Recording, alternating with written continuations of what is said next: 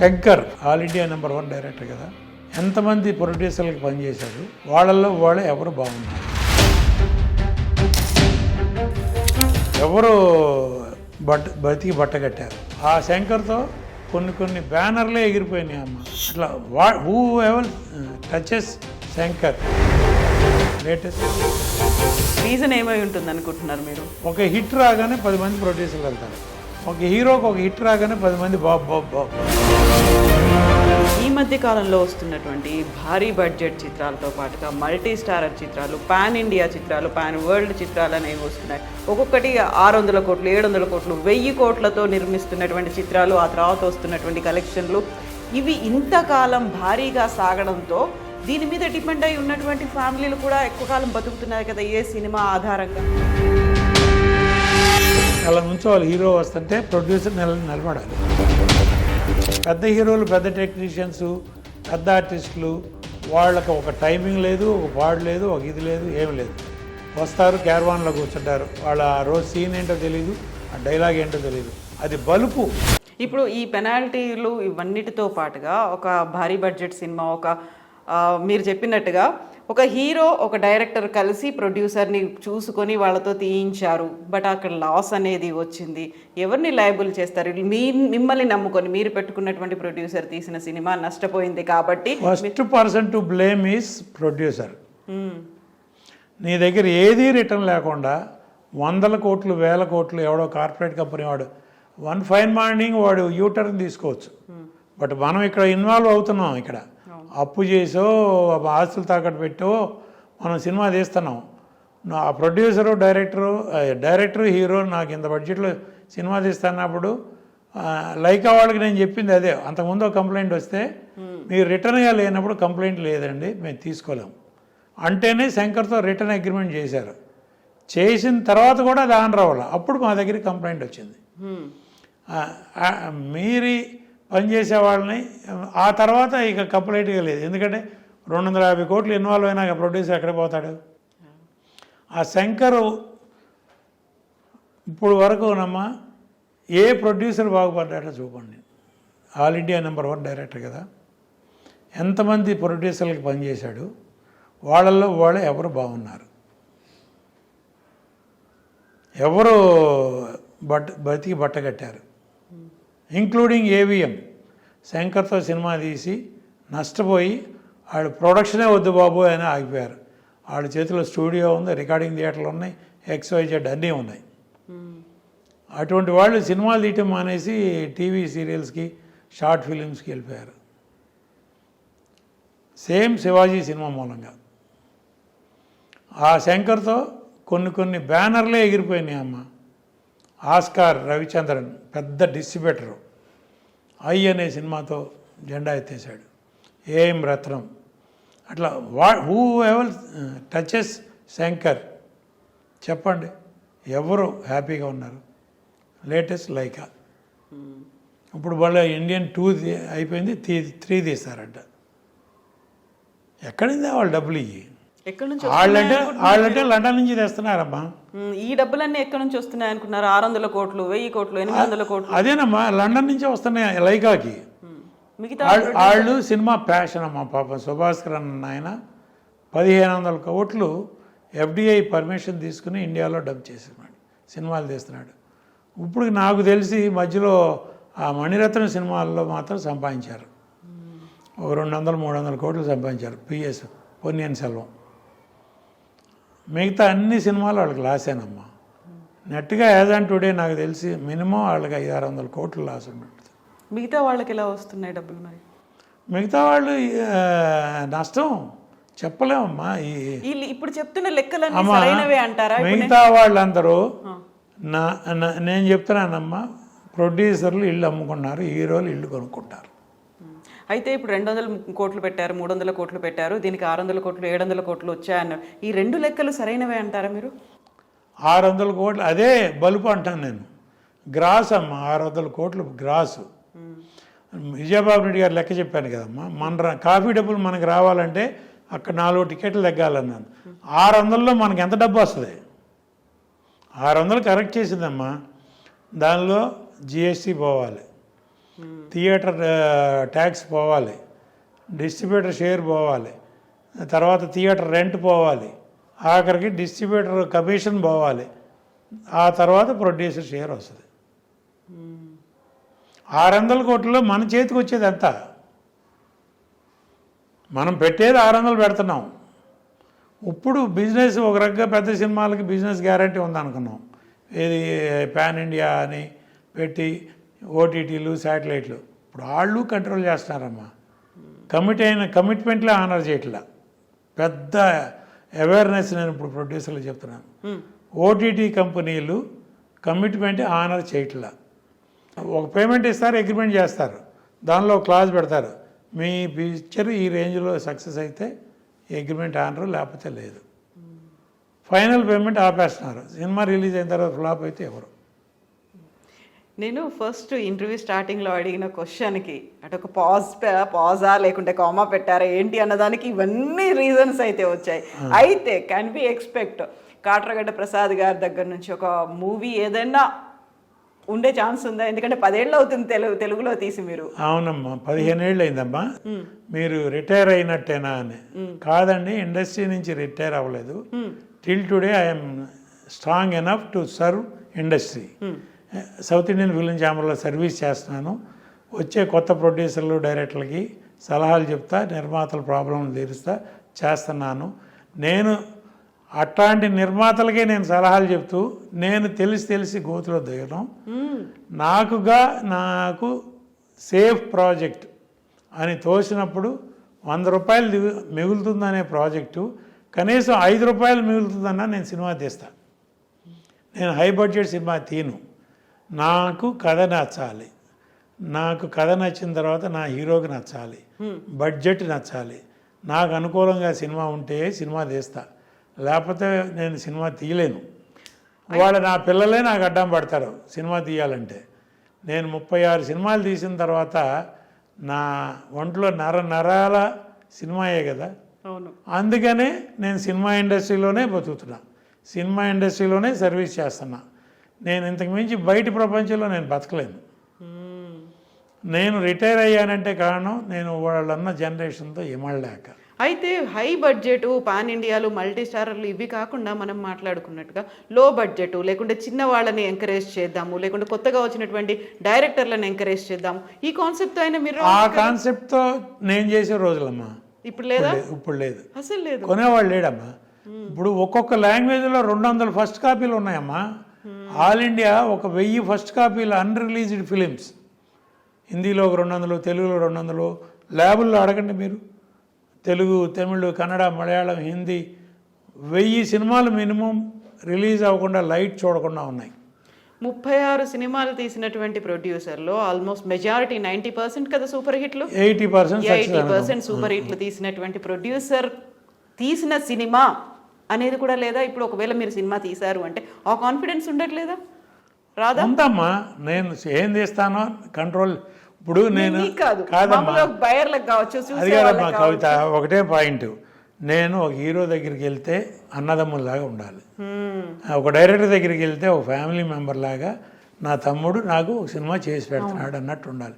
సుమన్తో నేను అట్లా ట్రావెల్ అయ్యా, వాళ్ళ జనరేషన్తో నేను అట్లా ట్రావెల్ అవ్వలేను. కారణం ఏంటంటే సార్ సార్ సార్ సార్ అని బాబు నాకు వద్దమ్మా. నేను డబ్బులు పెడతా, నేను సినిమా తీస్తా, నేను ఎందుకు అది అడుక్కోవాలి? సినిమా తీయకపోతే నన్ను ఎవడం కొట్టాడా? సినిమా నా మాట నెగ్గినంతకాలం దుక్కిపాటి మధుసూదనరావు గారి నుంచి, ఏవిఎం దగ్గర నుంచి, జెమినీ దగ్గర నుంచి, విజయవాహిని దగ్గర నుంచి వాళ్ళ మాటలు నెగ్గినంతకాలమే వాళ్ళు సినిమాలు తీశారు. వాళ్ళందరూ ఎందుకు సినిమాలు తీయట్లా? వాళ్ళు సోకాళ్ళు పెద్ద పెద్ద ప్రొడ్యూసర్లు తెలుగులో కూడా ఉన్నారుగా, వాళ్ళు ఎందుకు సినిమాలు తీయట్లా? ప్రస్తుత ట్రెండ్లో ఇమ్మడలేక.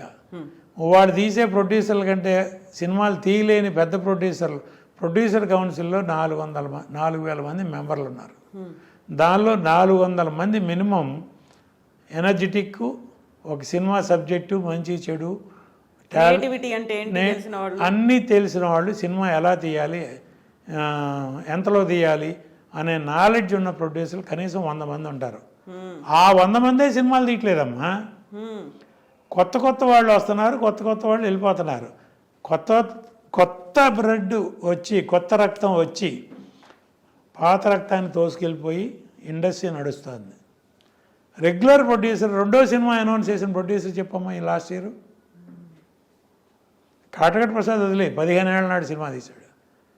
లాస్ట్ ఇయర్ సినిమా తీసిన ప్రొడ్యూసర్ ఇయర్లో ఎవరు తీస్తున్నారు చెప్పండి. అంటే హీరోలు కాంపౌండ్లో ఉన్న బ్యానర్లు కాకుండా రెగ్యులర్ ఒక 5-6 ప్రొడ్యూసర్ లైక్ దిల్ రాజు, శ్రీదత్ గారు, అట్లా ఒక 5-6 ఉన్నారు, దానయ్య, అట్లా మన సితారా ఎంటర్టైన్మెంట్, ఇట్లా కొన్ని బ్యానర్లు ఒక 5-6 ఉన్నాయి. వాళ్ళు కాకుండా హీరోలు కాంపౌండ్లో ఉన్నవాళ్ళు కూడా హీరోలతో సినిమాలు తీయట్లా. అరవింద్ గారు సినిమా తీయలేక, సురేష్ బాబు సినిమా తీయలేక, వాళ్ళు ఏమో లేరమ్మా. వాళ్ళు ఇప్పుడు నేను హీరో దగ్గరికి వెళ్తే నా తమ్ముళ్ళలాగా ఉండాలి కానీ నాకు శత్రువులాగా ఉండకూడదు. ఇవాళ నాకు హీరో తమ్ముడు, రేపొద్దునే లొకేషన్లో నన్ను ఒక 8 చూసినట్టు చూస్తాడు. అసలు ప్రొడ్యూసర్ లొకేషన్కి వస్తే హీరోకి మూడు రాదమ్మా, యాక్ట్ చేయలేడు. డైరెక్టర్కి మూడు రాదు, సినిమా షార్ట్ తీయలేడు. మరి రామానాయుడు గారు ట్రాలీ ఎట్టా తోసాడో నేను చూశాను, క్రేన్ ఎట్టా ఆపరేట్ చేశారో నేను చూశాను, నేను అట్టాగే చేశా. ఇప్పుడు అందరూ అలాగే ఉన్నారంటారా? ప్రొడ్యూసర్ వస్తే యాక్సెప్ట్ చేయకపోవడం అనేది? యాక్సెప్ట్ చేస్తారో చేయరో అనేది నేను సెకండరీ అమ్మా. అసలు వారు ప్రొడ్యూసర్ లొకేషన్కి వెళ్ళినాడు ఎంతమంది చెప్పమ్మా? నేను చెప్పిన 5-6 పేర్లు కాకుండా. నా డబ్బు ఇచ్చి ఎగ్జిక్యూటివ్ ప్రొడ్యూసర్కి డబ్బులు ఇచ్చి పంపించి సినిమా తీసుకురమ్మన్నా. మీరు ఇంట్లో కూర్చోండి సార్, ఆఫీసులో కూర్చోండి సార్, మీకు నేను ఫస్ట్ కాపీ చూపిస్తానంటాడు. ఏంటి చూపించేది? ఫస్ట్ కాపీ తీసిన తర్వాత అప్పటికే మనం మునగాల్సిన లెవెల్లో మునిగాం. ఇక ఈ సినిమా నుంచి ఎట్టగొట్ట బయటపడితే చాలు అనుకుంటాం. నాకు నచ్చదు, తెలిసి నాకు ఈ సినిమా ఫ్లాప్ అని తెలుసు, అయినా సరే నేను రిలీజ్ చేసి తీరాలి. డిస్ట్రిబ్యూటర్లకి మాయ కబుర్లు చెప్పాలి, ఈవెంట్లు చేయాలి, ఆడియో ఫంక్షన్లు చేయాలి, టీజర్ రిలీజ్ చేయాలి. ఎట్టాగూ 2వ వారం ఫంక్షన్ రాదు. అట్టా చేసినప్పుడు నేను బయటపడాలంటే అది ఇంకో సినిమా. అట్లా ఎంతమంది ప్రొడ్యూసర్లు, ఆ 5-6 కాకుండా కాంపౌండ్లో హీరోలు ఉన్న ప్రొడ్యూసర్లే సినిమాలు తీయట్లా. నేను వెళ్ళి బాబు అన్నా అవసరమా? నేను వాళ్ళు సౌత్ ఇండియన్ ఫిలిం ఛాంబర్లో కూర్చుని ప్రెసిడెంట్ పోస్ట్ అయిపోయినా కానీ నేను వాడు అక్కడ కమాండ్ చేసే పోస్టులోనే ఉన్నా. ఆ పొజిషన్ ఉండదు అక్కడికి వెళ్ళినాక ఇలా ఉండాలి. లొకేషన్లో ప్రొడ్యూసర్ అనేవాడు ఇట్లా ఉండాలి. లేకపోతే హీరోలకి ఒక్క సినిమా తర్వాత సక్సెస్ అయితే హీరో ఇంకో సినిమా తర్వాత రెమ్యునరేషన్ పిలుస్తాడు, 3వ సినిమా తర్వాత డైరెక్టర్ని సెలెక్ట్ చేసుకునే లెవెల్కి వస్తాడు, 4వ సినిమా తర్వాత కథా డైరెక్టర్ సెలెక్ట్ చేసే లెవెల్కి వస్తాడు, 5వ సినిమాకి తనే షార్ట్ చెప్పే లెవెల్కి వస్తాడు. డైరెక్టర్ని పక్కన కూర్చోబెట్టి తనే షార్ట్ చెప్తాడు. అట్లా కొంతమంది హీరోలు ఉన్నారు ఇప్పుడు. మనకు అనవసరం, నాకు అనవసరం, నేను పేరెత్తను. ఎవరి కాళ్ళకి తెలుసు ఇండస్ట్రీలో మన బిహేవియర్ ఏంటి, మనం ఎక్కడి నుంచి వచ్చాం, వాడు ఎట్టా ఉన్నాం, మన బిహేవియర్ ఏంటి. ఎన్టీ రామారావు గారు, అక్కినేని నాగేశ్వరరావు వాళ్ళందరితో తిరిగిన నాబోటాళ్ళు, వీళ్ళందరితో తిరగలేమమ్మా. ఫస్ట్ పాయింట్, సినిమా దిగిపోతే ఎవడ కొట్టడం. వీళ్ళందరితో తిరిగి మన అహం చంపుకొని, అహం చెడ్డ వితం చెడ్డ ఫలితం దక్కుద్దా, అది లేదు. మీ పెట్టుబడి వెనక్కి వస్తుందా, అది లేదు. ఇప్పుడు మనం మాట్లాడుకున్న దాంట్లో సక్సెస్ అయినటువంటి ఈ ప్రొడ్యూసర్లు ఉన్నారు. మొత్తం ఫిల్మ్ అంతా సక్సెస్ అయింది, ప్రపంచం అంతా అప్లాస్ చేస్తుంది, ఇవన్నీ అనుకున్నప్పుడు ప్రొడ్యూసర్కి తగిన గుర్తింపు లభిస్తుంది అప్పుడన్నా? అది కూడా తక్కువే, లేదు. కొంతమంది డైరెక్టర్లు టేక్ ఓవర్ చేస్తున్నారు, కొంతమంది హీరోలు టేక్ ఓవర్ చేస్తున్నారు. సక్సెస్ వాళ్ళు తీసుకుంటారు. ఫెయిల్ అయితే నేను ప్రొడ్యూసరు ఎందుకు పనికిరాడు, హీరో డైరెక్టర్ మీద నెడతాడు, డైరెక్టర్ హీరో మీద నెడతాడు. వాళ్ళిద్దరు ఎట్టకు మళ్ళీ కలిసి పనిచేయరుగా, అందుకని వాళ్ళిద్దరు ఒకరినొకరు బ్లేమ్ చేసుకుంటారు. మధ్యలో పిచ్చాడు ఎవడా అంటే ప్రొడ్యూసరు. ఎవరు పలానా సినిమా ప్రొడ్యూసరు డైరెక్టరు ఒక హోమ్లీగా కలిసి, ఇప్పుడు రాఘవేంద్ర గారు ఇప్పటికీ చేస్తున్నాడంటే ఆయన బాధ్యత తీసుకునే చేస్తాడు, ఆ తరం కాబట్టి. ఇప్పుడు తరం ఎవరు చేస్తున్నారు అట్లా. రాఘవేంద్రరావు గారు కూడా సినిమా తీయాలంటే తీయలేడమ్మా. కోదండరామరెడ్డి గారు తీయలేరా? ఎందుకు తీయట్లే? వాళ్ళు లొకేషన్లోకి వెళ్ళి ప్రతి బాబు అనాలి. వాళ్ళే షార్ట్ చెప్తున్నారు. ఇంక రాఘవేంద్రరావు ఎందుకు, కోదండరామరెడ్డి గారు ఎందుకు? కొంతమంది వాళ్ళే షార్ట్ చేస్తున్నారు, కెమెరా ఇక్కడ పెట్టమంటారు, ఇట్లా అది ఏమంటారు, అది చేయమంటారు, ఇది చేయమంటారు. అవన్నీ మనం మా ప్రొడ్యూసర్కో లేకపోతే ఎస్టాబ్లిష్డ్ డైరెక్టర్స్ లైక్ రాఘవేంద్రరావు లాంటి వాళ్ళకో అవసరం. ఇవన్నీ నేను ఎవరిని కించపరచడం కాదు, ఇండస్ట్రీలో పలానా వాళ్ళ పేరెత్తి నేను అనాలని కాదు. ఇండస్ట్రీలో ఎవరు తప్పులు వాళ్ళది, ఎవరు చిన్నపిల్లలు కాదు. అందరూ ఎంతో కొంత చదువుకుని వచ్చిన వాళ్ళే, ఎంతో కొంత ఊహ తెలిసిన వాళ్ళే, ఎంతో కొంత సినిమా నాలెడ్జ్ ఉన్నవాళ్ళే. సినిమా నాలెడ్జ్, సినిమా తీసే నాలెడ్జ్ లేకపోయినా 100 సినిమాలు చూసిన నాలెడ్జ్ అన్నా ఉండాలి అంటారే. చిన్నప్పటి నుంచి మనం 100 సినిమాలన్నా చూసుంటాం నిర్మాత అయ్యే రోజుకి. ఆ నాలెడ్జ్ అన్నా గుర్తుంటుంది కదా మనకి. అది లేకుండా ఒకటి చేతిలో మనం జుట్టిచ్చి అయ్యా బాబు అనాలంటే ఎందుకమ్మా సినిమా తీయాలి? మరి ఓటీటీలు, వెబ్ సిరీస్లు ఇవన్నీ వచ్చే వాటి ఆలోచన కూడా లేదా ప్రసాద్ గారికి? లేదమ్మా. ఓటీటీలు, వెబ్ సిరీస్ కూడా వాళ్ళకి కథ చెప్పాలి, వాళ్ళకి నచ్చాలి, వాళ్ళు ఓకే చేయాలి. వాళ్ళు ఓకే చేసిన తర్వాత ఎవరో ఒక ఇన్వెస్టర్ రావాలి, పలానా ఓటీటీ కంపెనీ ఓకే చేసింది, మీరు డబ్బు పెట్టండి, ఆర్టిస్టులు పలానా ఆర్టిస్టులు అని అనుకుంటున్నాం అంటే దానికి ఇన్వెస్టర్. ఇంత లాంగ్ గ్యాప్ మన దగ్గర డబ్బులు ఉన్నాయా సినిమా తీస్తాం అంతేగా. ఈ ఓటీటీలు ఇవన్నీ అవి కూడా అన్నీ సక్సెస్ అవుతున్నాయి. అన్నీ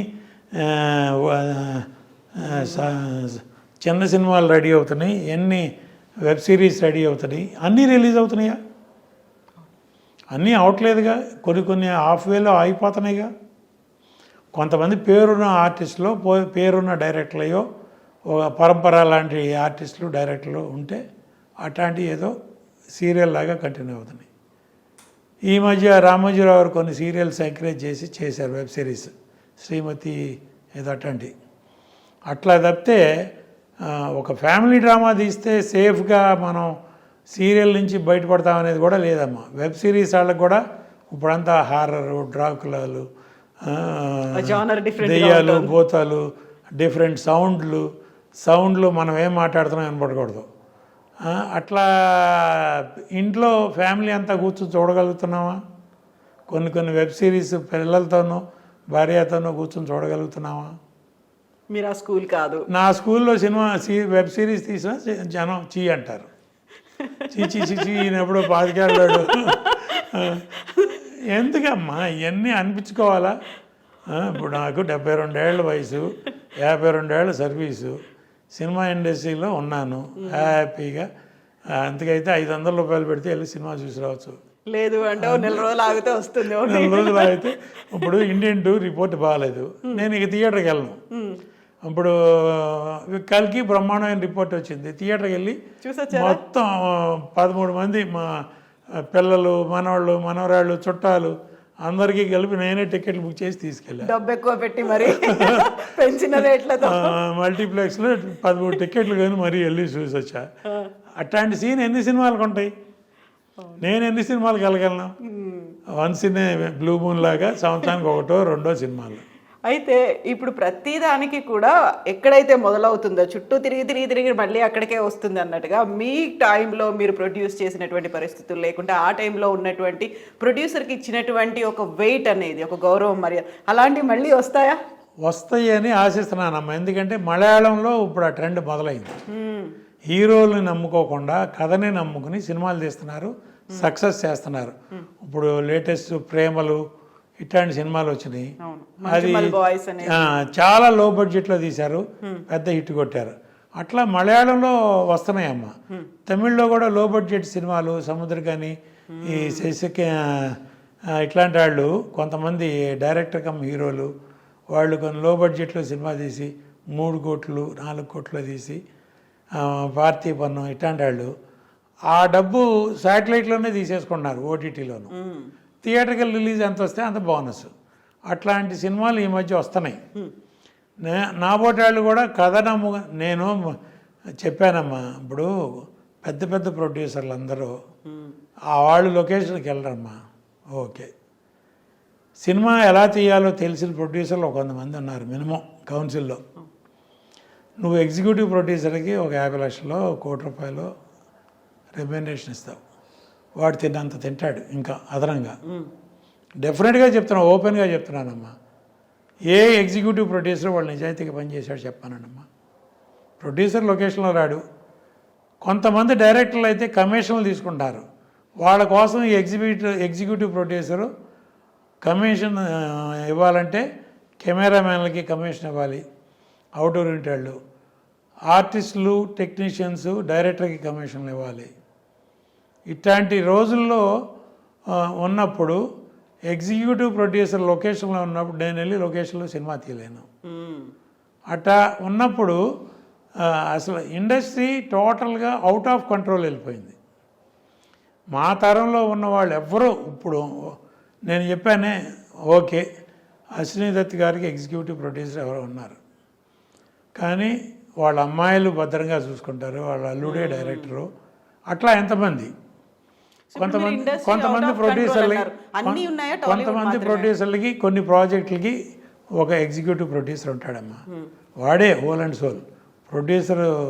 వాడు ఎంత ఇవ్వమంటే అంత ఇవ్వాలి. వాడేంటి డైరెక్టర్ చెప్పి పలానా ఆర్టిస్టు శంకర్ గారు రికమెండ్ చేసిన ఆర్టిస్టు కవిత గారు కావాలి అంటే కవిత గారు 1,00,000 తీసుకునేదల్లా 10 లక్షలు అడుగుతుంది. ఎందుకంటే అక్కడ 20% 30% కమిషన్లు ఇవ్వాలి. కమిషన్లు ఇవ్వాలి కదమ్మా డైరెక్టర్కి, అందరికీ కమిషన్లు ఇవ్వాలి. అందుకని అట్లా ప్రొడ్యూసర్కి కాస్ట్ పెరిగిపోతుంది. ఇప్పుడు ఆ ఎగ్జిక్యూటివ్ ప్రొడ్యూసర్ డైరెక్టర్ కమిషన్ ఇచ్చినప్పుడు ఆడిదండా తను ₹1. ఇప్పుడు సినిమా హాల్లో బుకింగ్ క్లర్క్ టికెట్ ₹100 బదులు 200కి అమ్మన్నా అనుకో, ఫస్ట్ డే ఆడు 300కి అమ్ముతాడు, 200 ఓనర్కి ఇస్తాడు. అట్టా ఉంటుంది. ఇప్పుడు మీరు ఇండస్ట్రీ అన్నారు. ఇండస్ట్రీ అంటే టాలీవుడే కాదు, మొత్తం అన్ని ఇండస్ట్రీలు ఇలాగే తయారయ్యా. All India industry under the control of some heroes and some directors. Producer has no say except 2-3 producers in each language. So మళ్ళీ అప్పటి రోజులు వస్తాయంటారా, లేకుంటే ప్రొడ్యూసర్కి వాల్యూ ఇచ్చే రోజులు? చెప్పలేం. అంటే సింకింగ్ పొజిషన్లో ఉంది ప్రస్తుతం. మళ్ళా పాత రోజులు రావాలంటే డిజిటల్ టెక్నాలజీ ఇవన్నీ వచ్చిన తర్వాత గుర్రం గుడ్డిదనే దానా తప్పదన్నట్టు ఖర్చులే. మీకు వాళ్ళ లో బడ్జెట్ సినిమా అంటే 10 కోట్లమ్మా. తెలుగులో 10 కోట్లు పెట్టి సినిమా తీసి దాన్ని ప్రమోట్ చేసి పబ్లిసిటీ చేసి 12 కోట్లు చేసి అది రికవర్ అవుతుంది అనేది నమ్మకం లేదు. ఎన్ని థియేటర్లు దొరుకుతాయో తెలియకుండా ఎప్పుడు రిలీజ్ చేసి దొరికినా దొరకపోయినా ఆ 12 కోట్ల రికవరీ లేదు, మార్కెట్ లేదు, సినిమా ఏనో మన కంట్రోల్ లేదు. మనకి ఒక కథ నచ్చితే ఆ కథ తీసుకురమ్మని ఒక డైరెక్టర్ పెట్టలేం. అట్లా ఉంది industry. Sinking stage to be frank. But ఇండస్ట్రీయే బ్రతుకుతారు. ఇండియాలో లోయెస్ట్ ఎంటర్టైన్మెంట్ సినిమా ఇండస్ట్రీ. ఒక ₹1000 ఈ రోజులు కాస్ట్ ఆఫ్ ప్రొడక్షన్లో ఒక ఫ్యామిలీ వెళ్ళి సినిమా చూసి రావాలంటే ₹1000 హ్యాపీగా సినిమా ఇండస్ట్రీయే. మంచి క్వాలిటీ సినిమాలు పాత రోజుల్లాగా తీస్తే మంచి క్వాలిటీ జనం చూస్తే ఉంది. సినిమా ఇండస్ట్రీకి ఫ్యూచర్ ఉంది, కానీ నియర్ బై ఉందా, ఆఫ్టర్ 10 years ఉందా, నెక్స్ట్ జనరేషన్ ఉందో చెప్పలేం. బట్ ఇవాళ హీరోలందరూ ఒకే ట్రెండ్లో ఫాలో అవుతున్నారు, ఒకే మోస. వాళ్ళకి క్యారవాన్ కావాలి, బౌన్సర్లు కావాలి, పర్సనల్ స్టాఫ్ కావాలి, ఒకవేళ అవుట్డోర్ ఎక్కడికైనా వెళ్తే చార్టర్ ఫ్లైట్ కావాలి. ఒక లెవెల్ వరకు.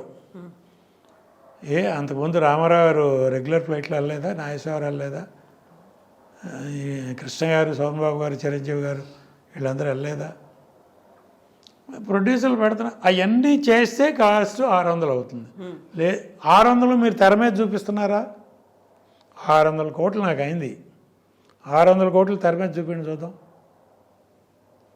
ఖర్చుగా చూపిండి. వాళ్ళ కల్కి ఉందమ్మా, ఆయన ఎంత ఖర్చు అయింది అన్నాడో అంతా తెర మీద చూపించాడు ఆయన. అట్లా ఎంతమంది ప్రొడ్యూసర్లు చూపించగలరు? ఇప్పుడు 600 కోట్లు ఇండియన్కి అయింది. చూడండి ఆ సినిమాలో డైరెక్టర్ తిన్న తప్పితే ఏమీ లేదు అక్కడ.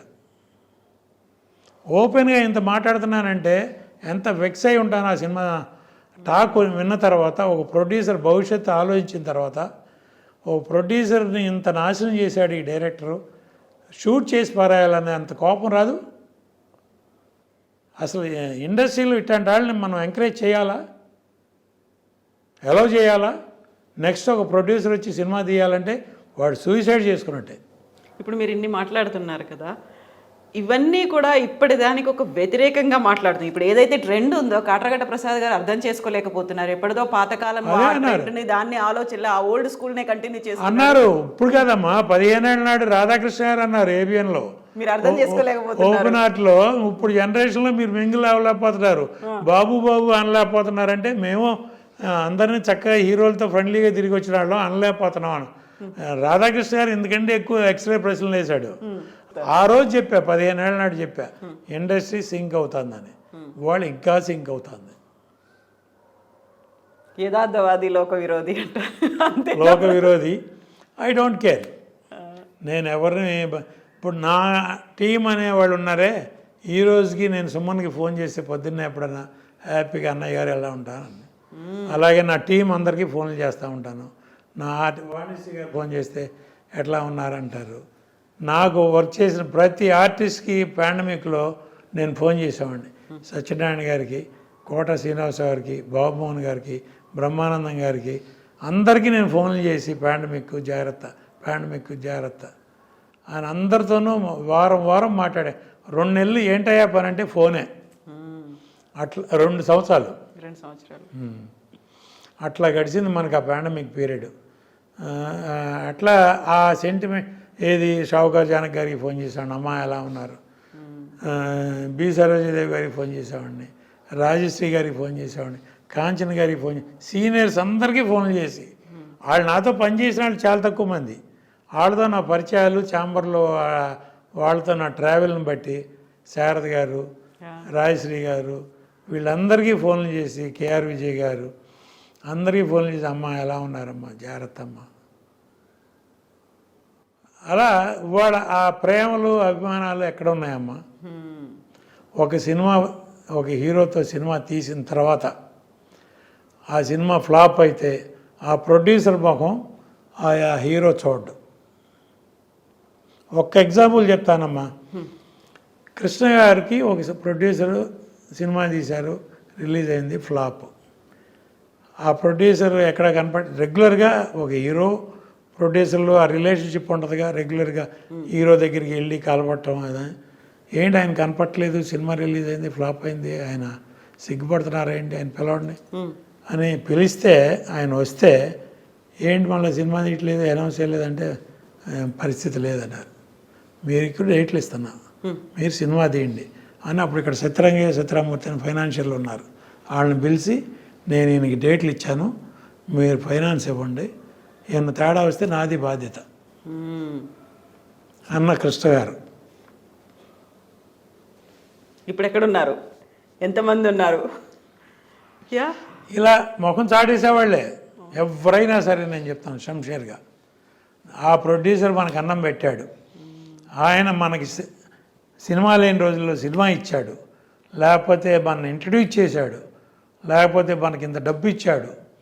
ఇప్పుడు ఓ ప్రొడ్యూసర్ కష్టాల్లో ఉన్నారమ్మా. ప్రొడ్యూసర్ కౌన్సిల్లో పెన్షన్లు తీసుకుని కొంతమంది ప్రొడ్యూసర్లు బతుకుతున్నారు, మెడిక్లెయిముల మీద కొంతమంది బతుకుతున్నారు, తమిళ్లో కానీ తెలుగులో కానీ కన్నడ మలయాళం అన్ని చోట్ల. ఆ అవసరం ఎందుకమ్మా? ఇప్పుడు నీతో సినిమా తీసిన ప్రొడ్యూసరు కష్టాల్లో ఉన్నాడని నీకు తెలీదా? పిలిచి ఓ 10 లక్షలు ఇవ్వలేవా? చారిటీ ఇస్తే ఇన్కమ్ ట్యాక్స్లో ఎగ్జామ్టెడేగా. ఇప్పుడు నువ్వు 100 కోట్లు తీసుకుంటున్నావు, 10 కోట్లు 34 కోట్లు 40 కోట్లు ట్యాక్స్ కడతావు. దాని బదులు 10 కోట్లు దాన ధర్మాలు చేయి. నీ ప్రొడ్యూసర్లకే, ఎవరికో వద్దు, నీ ఇండస్ట్రీలో నువ్వు ఎవరితో అయితే ట్రావెల్ అయ్యావో ఆర్టిస్టులు, టెక్నీషియన్స్, పలానా ఆర్టిస్ట్ బాగాలేదు, పలానా టెక్నీషియన్ బాగాలేదు, పలానా నిర్మాత బాగాలేదు, లేదా పలానా నీ ఇండస్ట్రీలోనే నీ కుటుంబంలోనే పిలిచి చారిటీ ఇవ్వలేవు? ఇస్తే ఇన్కమ్ ట్యాక్స్లో క్లెయిమ్ ఉందిగా.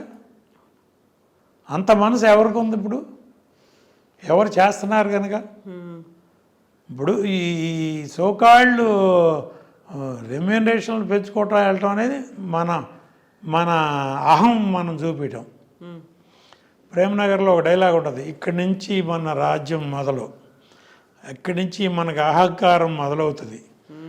నాగేశ్వర డైలాగ్ చెప్పుకుంటా ఏ స్టేట్కి వెళ్తాడు చూడండి, అట్లా ఉంది ఇవాళ. ఎంత వైడ్ అవుతుందో అన్ని కూడా అలాగే వైడ్ స్ప్రెడ్ అవుతూ ఉన్నాయి. అలా ఉంది ఇంకా చెప్పుకుంటామంటే చాలా ఉన్నాయి. ఎగ్జాక్ట్లీ నేను అదే అనబోతున్నాను. బోల్డర్ ఉన్నాయి. మీ ఇన్నేళ్ల ఎక్స్పీరియన్స్, మీరు చేసినటువంటి కన్సర్న్స్ కూడా చాలా మందికి అవసరమైనటువంటి కన్సర్న్స్, బోల్డ్ అంతమంది ఆలోచించాల్సినటువంటి అవసరం. ప్రొడ్యూసర్ కౌన్సిల్లో ప్రొడ్యూసర్ అనేవాడు పెన్షన్ తీసుకుని బతకాలా? ఇంకొక ప్రొడ్యూసర్ దగ్గర ఎగ్జిక్యూటివ్ ప్రొడ్యూసర్గా ₹1,00,00,000 50 లక్షలు 25 లక్షలు ఇచ్చి నువ్వు ఎగ్జిక్యూటివ్ ప్రొడ్యూసర్గా పెట్టుకుంటే వాడికంటే వీడు నిజాయితీగా ఎక్స్పీరియన్స్డ్ కదా, ఎక్స్పీరియన్స్డ్, సినిమా ఎలా తీయాలో తెలుసు, కమాండ్ ఉంది. నీకు ఆ 25 లక్షలకి ₹1,00,00,000 మిగులుస్తాడు. అటువంటి వాళ్ళకి ఉద్యోగం ఇవ్వు. ప్రొడ్యూసర్ కౌన్సిల్లో ఏం సార్ మీరు సఫర్ అవుతున్నారు, రండి నా సినిమాకి వర్క్ చేయండి, నాతో పాటు ఉండండి. ఆడెవడో మేనేజర్గా పెట్టుకుని ఆడి ఇష్టం వచ్చినట్టు డబ్బులు ఖర్చు పెట్టడం ఎందుకు? విచ్చలవిడిగా డైరెక్టర్ చెప్పినట్టు వాడటం ఎందుకు? మీరు దగ్గరుండి ఖర్చు పెట్టండి, మీరు సేవ్ చేయండి, మీరు తినండి, మీరు ₹1 తీసుకోండి, 25 లక్షల రెమ్యూనరేషన్ తీసుకోండి అంటే ప్రొడ్యూసర్లు రారమ్మా. ఎగ్జిక్యూటివ్ ప్రొడ్యూసర్లుగా పనిచేసి కార్డులో ఆ కార్డు వేసి టైటిల్ కార్డులో వేసి నా సినిమాకి మీరు హెల్ప్ చేయండి, మీరు నా దగ్గర ఒక పనాడిలాగా రావద్దు, నాకు హెల్ప్ చేసే సాటి నిర్మాత, మీ సాటి నిర్మాతగా మీ ఎక్స్పీరియన్స్ని నాకు ఉపయోగించండి అంటే ఈ సోకాళ్ళు నేను చెప్పిన పెద్ద ప్రొడ్యూసర్లు కూడా అటువంటి వాళ్ళని పెట్టుకోవచ్చు కదమ్మా. ప్రొడ్యూసర్ కౌన్సిల్లో ఉన్నారుగా, ఇప్పుడు కూడా సినిమా తీయలేని ఎక్స్పీరియన్స్డ్ ప్రొడ్యూసర్లు చాలామంది ఉన్నారుగా, వాళ్ళని పెట్టుకోవచ్చుగా. నిజమే. సో బోల్డ్ అన్ని క్వశ్చన్స్ ఉన్నాయి, నిజంగానే సమస్యలు ఎన్ని ఉన్నాయో క్వశ్చన్స్ ఇవన్నీ ఉన్నాయి. కాబట్టి thank you so much Prasad గారు. నిజంగానే ఇవన్నీ బిట్లుగా ఆయన అందరికీ చేరాల్సినటువంటి అవసరం. చేరాలి అంటే నా ఆవేదన ఇండస్ట్రీ బాగుండాలని. ఇండస్ట్రీలో నిర్మాత అనేవాడు బాగుంటే ఇండస్ట్రీ అందరూ బతుకుతారు. హీరో కూడా నిర్మాత దగ్గర జీతం తీసుకునేవాడే, ఎంత కమాండ్లో ఉన్నాడైనా సరే అల్టిమేట్గా జీతం తీసుకునేవాడే. డైరెక్టర్ అయినా, హీరో అయినా, టెక్నీషియన్ అయినా, ఈ ఆర్టిస్ట్ అయినా నిర్మాత బాస్. ఆ రోజుల్లో రామారావు గారు యజమాని రండి అనేవారు. అశ్విని దత్ గారు సినిమా తీసే రోజుల్లో అశ్విని దత్ గారు సెట్లోకి వస్తుంటే రామారావు గారు నిలబడి రండి యజమాని అని శివాజీ గణేశన్, ఎంజీఆర్, ఎన్టీ రామారావు గారు వీళ్ళందరిని చూసిన కళ్ళు నాయి. వాళ్ళ హీరోలు అసలు అలా నుంచోవాలి, హీరో వస్తుంటే ప్రొడ్యూసర్ నిలబడాలి. జరుగుతుంది అది, నా కళ్ళారా చూసా. ఈ తమిళ్లో చూసా, కన్నడలో చూసా, తెలుగులో చూసా. హీరో అనేవాడు ఏడో అతని పేరు మీద మనం బిజినెస్ చేసుకున్నామని feel అయ్యేవాడు.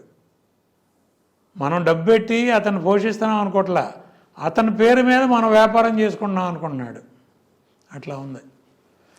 Thank you so much Prasad. మంచి రోజులు రావాలి. చాలా థ్యాంక్స్ అమ్మా. మీ ఐ డ్రీమ్స్ టీమ్కి, మీకు, మీ యాజమాన్యంకి అందరికీ థ్యాంక్స్ చెప్పండి. ఇది ఫస్ట్ ప్రతి నిర్మాత చూడాలని నేను అనుకుంటున్నా. ప్రతి సినిమా తీయాలనుకునే వాళ్ళు చూడాలి, తీసిన వాళ్ళు చూడాలి. దీనిలో నేనేమన్నా ఎక్కువ మాట్లాడానో, ఒకవేళ పొరపాటు మాట్లాడితే క్షమించమని కోరుకుంటూ, ఇండస్ట్రీలోకి రావాలి అనుకునే వాళ్ళు చూడాలి, ఎక్కువ మాట్లాడితే క్షమించమని కూడా. Thank you so much sir. Okay, me inputs అనేవి, ఎక్స్పీరియన్స్ అనేవి నిజంగా valuable sir. Thank you so much. Thank you sir.